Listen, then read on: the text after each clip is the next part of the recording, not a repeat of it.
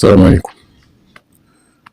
في هذه الفيديو هذه غادي تلاحظوا الفرق بين اللي كيسميو راسهم مسلمين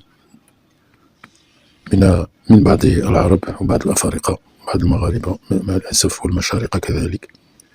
شنو كيقولوا على تنظيم كأس إفريقيا في المغرب، وشنو تيقولوا حتى على المغرب، وشنو تيقولوا على القجع، وشنو تيقولوا. هاد الناس هادو اللي غتسمع هاد الفيديو هذا غادي تستغرب ليه. السلام عليكم. Des joueurs sénégalais qui quittent le terrain. Ce qu'on a ressenti, c'était un peu de l'injustice. Des supporters sénégalais qui tentent d'envahir la pelouse. C'était effectivement un moment tellement lunaire. Quand une canne jusqu'ici quasi parfaite a volé en éclats en l'espace de 15 minutes. L'image qu'on a donnée de l'Afrique aujourd'hui, c'est un peu honteux. Dimanche 18 janvier, le Sénégal a été sacré champion d'Afrique pour la deuxième fois de son histoire dans un chaos total.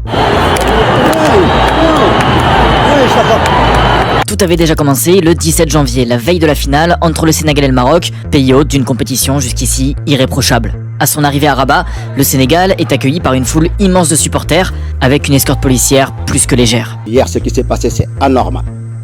Anormal. Une équipe comme le Sénégal qui descend, on le laisse avec la foule populaire comme ça. Mes joueurs étaient en danger.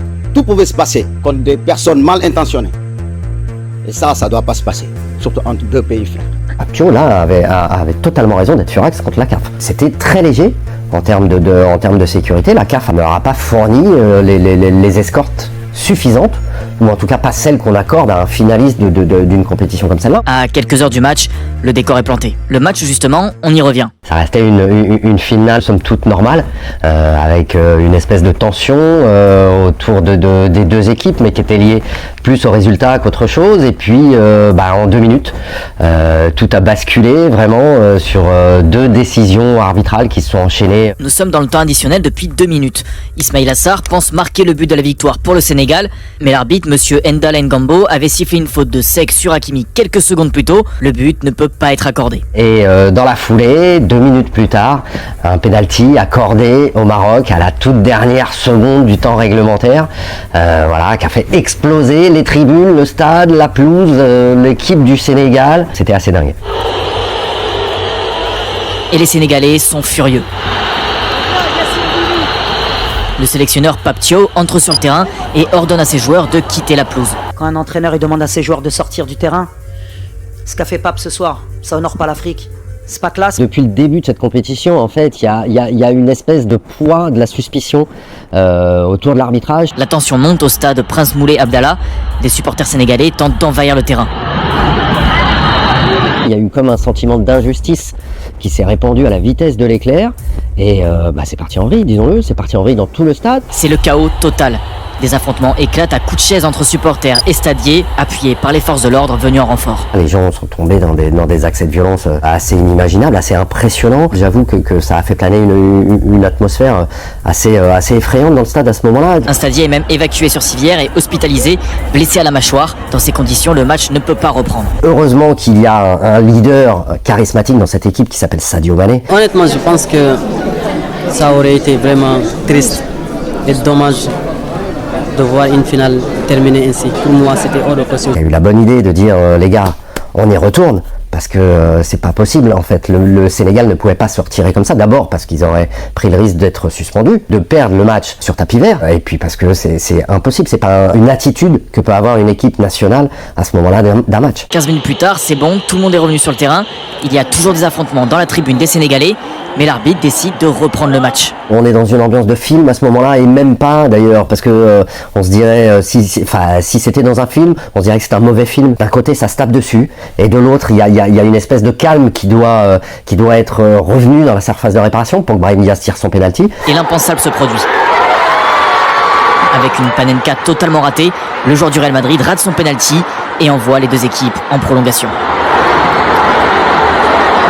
Paradoxalement, cette prolongation a été complètement folle, complètement enlevée, et elle a accouché d'un but fantastique de Pape Gueye, qui vraiment a mis une frappe lunaire, un missile solaire. D'un point de vue sportif, le Sénégal mérite sa victoire. Mais la tension ne s'est pas apaisée au coup de sifflet final, bien au contraire. Alors que Pape Thiaw s'apprête à répondre aux questions, des tensions éclatent entre journalistes sénégalais et marocains.